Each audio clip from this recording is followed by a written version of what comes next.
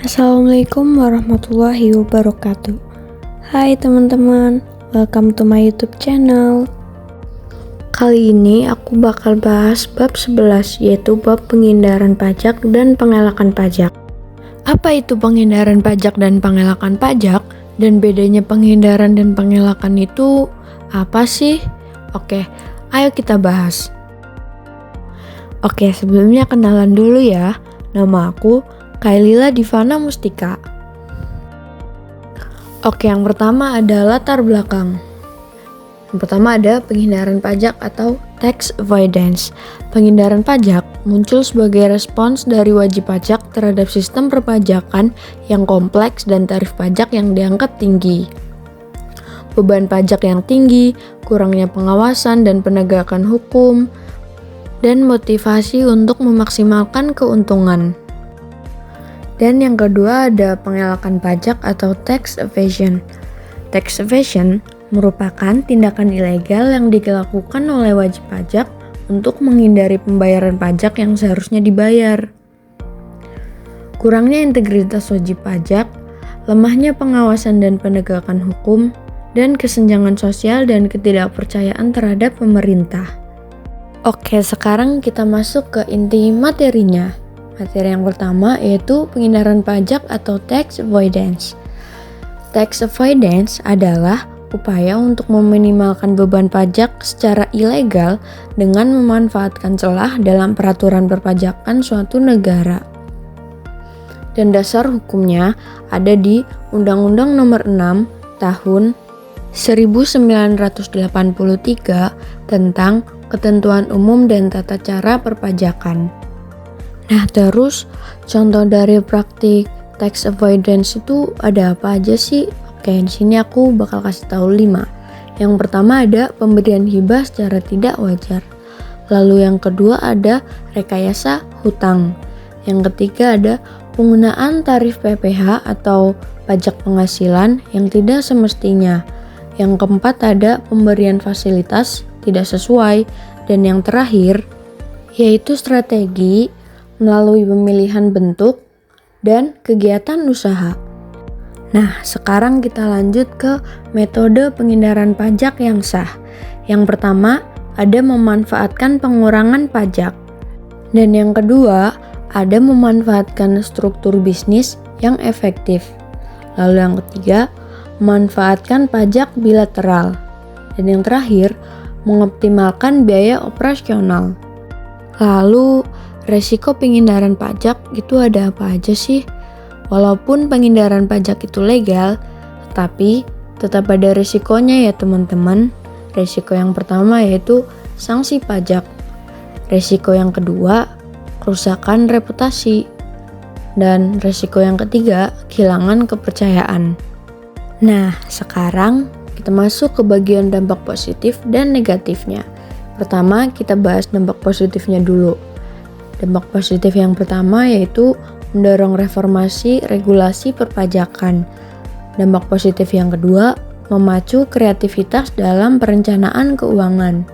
Nah, selanjutnya dampak negatif. Yang pertama yaitu mengurangi penerimaan negara. Yang kedua, menciptakan ketimpangan dan ketidakadilan pajak.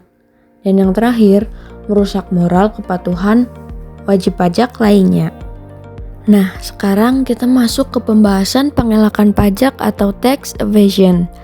Tax evasion merupakan penghindaran pajak dengan cara yang ilegal, yaitu melakukan penghindaran pajak yang menyimpang atau bertentangan dengan undang-undang dan peraturan perpajakan yang berlaku. Nah, dasar hukumnya ada di Undang-Undang Ketentuan Umum dan Tata Cara Perpajakan, yaitu Undang-Undang Nomor 6 Tahun 1983 sebagaimana telah beberapa kali diubah terakhir dengan Undang-Undang Nomor 7 Tahun 2021. Lalu penyebab tax evasion itu ada apa aja sih? Yang pertama ada ketidakstabilan ekonomi. Yang kedua, kurangnya kesadaran orang-orang untuk membayar pajak. Yang ketiga, ada korupsi. Korupsi masalah yang umum banget ya di Indonesia, dan segala macam permasalahan di Indonesia akarnya dari korupsi nggak sih? Lalu yang keempat, ada sistem perpajakan yang tidak adil. Dan yang terakhir, lemahnya pengawasan dan penegakan hukum. Berikut adalah praktik-praktik ilegal dari metode pengelakan pajak. Yang pertama ada menyembunyikan pendapatan. Yang kedua ada memalsukan dokumen. Lalu yang ketiga, menggunakan perusahaan yang tidak transparan. Dan yang terakhir, melakukan transaksi yang tidak wajar. Nah, perbedaan tax avoidance dan tax evasion itu ada apa aja sih? Nah, kalau dari segi aspek legalitas, tax avoidance itu legal, sedangkan tax evasion ilegal. Dan kalau dari aspek metode, tax avoidance menggunakan strategi hukum dan perencanaan, sedangkan tax evasion menggunakan pemalsuan dan manipulasi data. Dan dari aspek niat, tax avoidance bertujuan untuk mengoptimalkan posisi keuangan secara sah. Sedangkan tax evasion yaitu untuk mengelak dari kewajiban pajak secara ilegal. Dan kalau dari aspek sanksi hukum, tax avoidance kemungkinan besar tidak dikenai sanksi hukum, sedangkan tax evasion dikenai sanksi hukum. Dan poin B, ada tax avoidance dan tax evasion dalam agresivitas pajak. Nah, di sini ada faktor-faktor dan kelebihannya. Faktor pertama ada pajak yang besar. Yang kedua, biaya untuk suap fiskus. Yang ketiga, kemungkinan untuk terdeteksi. Dan yang keempat, besar sanksi. Lalu kelebihannya yang pertama yaitu penghematan pajak, dan yang kedua peningkatan profitabilitas. Ini semua menurut Muriani 2019 dan Chen 2010. Lanjut, metode dan jenis pengukuran. Yang pertama ada effective tax rate atau disingkat ETR. Yang kedua ada comparative effective tax rate atau disingkat CETR. Dan yang ketiga ada effective tax rate gap atau ETRG. Dan yang terakhir ada tax gap analysis atau TGA. Dan ini menurut Subaida dan Pramitasari 2021. Selanjutnya, tax avoidance dan tax evasion dalam pajak internasional, yaitu tujuan kebijakan perpajakan internasional. Yang pertama, untuk memajukan perdagangan antar negara. Yang kedua, masing-masing negara berhak untuk menentukan pajak yang mengakibatkan perbedaan. Dan yang ketiga, perbedaan dalam penentuan pajak dan penentuan biaya. Menurut Dornberg 1989, ada 3 unsur netralitas yang harus dipenuhi dalam kebijakan perpajakan internasional. Yang pertama ada capital export neutrality atau netralitas pasar domestik. Dan yang kedua ada capital import neutrality atau netralitas pasar internasional.